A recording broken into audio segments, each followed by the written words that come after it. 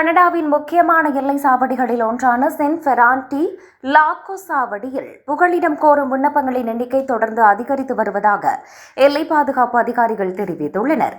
அமெரிக்க ஜனாதிபதி டொனால்டு டிரம்பின் குடிவரவு கொள்கைகள் காரணமாக கனடாவுக்கு மற்றொரு பெரிய அகதி அலை உருவாகலாம் என்ற அச்சம் எழுந்துள்ளது.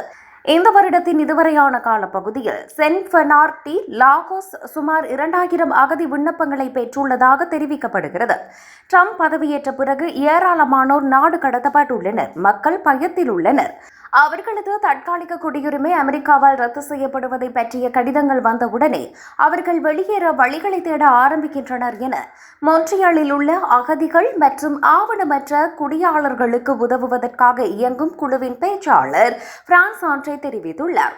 கனடா எல்லை பாதுகாப்பு முகவரகத்தின் தரவின்படி 2025 ஏப்ரல் 6 வரை 5246 அகதி விண்ணப்பங்கள் மட்டுமே பெற்றுள்ளதுடன் இது கடந்த வருடம் இதே காலப்பகுதியில் ஒப்பிடுகையில் 53% குறைவாகும் என தெரிவிக்கப்படுகிறது. எனினும் எதிர்வரும் நாட்களில் அகதிகள் எண்ணிக்கை அதிகரிக்கும் என எச்சரிக்கை விடுக்கப்பட்டுள்ளது.